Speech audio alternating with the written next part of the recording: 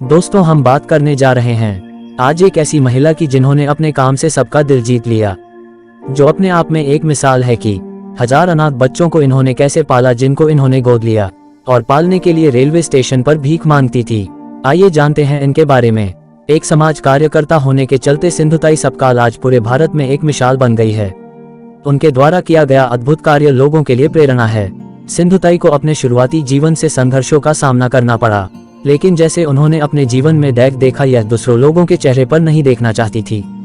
इसलिए उन्होंने 1400 अनाथ बच्चों को गोद लेकर अनाथ बच्चों के जीवन को दोबारा से उजागर किया, जिसके चलते उन्हें माई मतलब माँ कहा जाता है। सिंधुताई को महाराष्ट्र की मदर टेरेसा कहा जाता है। उन्होंने अपनी पूरी जिंदगी अनाथ बच्चों की सेवा में गुजार दी। सिंधुताई सपकाल एक भारतीय सामाजिक कार्यकर्ता थी, जो अनाथ बच्चों की सहायता करती थी। बचपन से परिवार में नापसंद होने के कारण सिंधुताई को कई समस्याओं के दौर से गुजरना पड़ा। सिंधुताई ने अपना पूरा जीवन अनाथों को समर्पित कर दिया था, जिसके चलते महाराष्ट्र सरकार द्वारा उन्हें अहिल्याबाई होलकर पुरस्कार से सम्मानित किया गया। अनाथ बच्चों की मदद करने वाली सिंधुताई सपकाल का जन्म भारत की आजादी के कुछ महीनों बाद 14 नवंबर 1947 को महाराष्ट्र के वर्धा जिले के पिंपरी मेघे गांव में हुआ। उनके पिताजी का नाम अभिमान साठे है, जो कि एक चरवाह यानी जानवरों को चराने वाला थे। जब सिंधुताई सपकाल का जन्म हुआ, तब उनको परिवार वाले नापसंद करते थे, केवल उनके पिता के सिवाय। उनके पिता सिंधुताई का समर्थन करते थे, लेकिन उनकी मां उनके शिक्षा के विरुद्ध थी। किंतु पिता सिंधुताई के पढ़ाई के पक्ष में थे, इसलिए उनके पिता ने सिंधुताई को पढ़ने के लिए अपनी पत्नी के खिलाफ जाकर सिंधुताई को विद्यालय भेजा। हालांकि उनकी पढ़ाई केवल 4वीं कक्षा तक ही हो पाए। सिंधुताई ने अपने शुरुआती दिनों में किसी चीज का सुख नहीं देखा, इसलिए घरवालों के कहने पर सिंधुताई की 10 साल की उम्र में 30 साल की श्रीहरि सपकाल से शादी करा दी गई। जब वह 20 साल की हुई, तब तक उनके 3 बच्चे हो चुके थे। लेकिन एक वक्त ऐसा भी था जब सिंधुताई गर्भवती थी। उन्होंने इस गंभीर परेशानी में रात के समय यानी तबेला, जहां गाय और भैंस रहती है, में एक बेटी को जन्म दिया।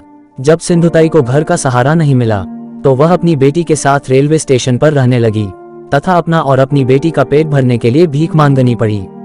अकेले हो जाने से सिंधुताई खुद को और अपनी बेटी को सुरक्षित रखने के लिए रात भर शमशान घाट में रुका करती। इसी बीच उन्होंने इस बेहद खराब स्थिति में महसूस किया कि देश में कितने अनाथ बच्चे हैं, जिन्हें कभी भी मां का सुख नहीं मिला। इन समस्या को दूर करने के लिए सिंधुताई ने तय किया कि जो भी अनाथ बच्चा उनके पास आएगा, वह उसकी मां बनेगी। जब सिंधुताई ने तय किया कि वह अनाथ बच्चों का सहारा बनेंगी, तब सिंधुताई ने अपना पूरा जीवन अनाथों के लिए समर्पित कर दिया। उन्होंने 1400 अनाथ बच्चों को गोद लेकर उनकी सहायक बनी। उनके सभी बच्चे जिसे उन्होंने उनको गोद लिया था, उनमें से कई बच्चे सफलता की राह पर खड़े हैं। उनकी यह कामयाबी को देखकर आज पूरा देश उन्हें माइक के नाम से जानता है। इस नेक काम के लिए सिंधुताई को अहिल्याबाई होलकर पुरस्कार से सम्मानित किया गया था, जो महाराष्ट्र सरकार द्वारा बच्चों के लिए काम करने के लिए मिला था। इसके अलावा सिंधुताई को 273 राष्ट्रीय पुरस्कार मिले हैं, जिसमें कुछ अंतर्राष्ट्रीय पुरस्कार भी शामिल है। इन सभी पुरस्कार में सिंधुताई को जो भी पैसे मिलते, वह उसे अपने अनाथालय, जो कि पुणे, वर्धा, सासवड, महाराष्ट्र में स्थित है, वहां अनाथ बच्चों के भविष्य के लिए लगा देती थी।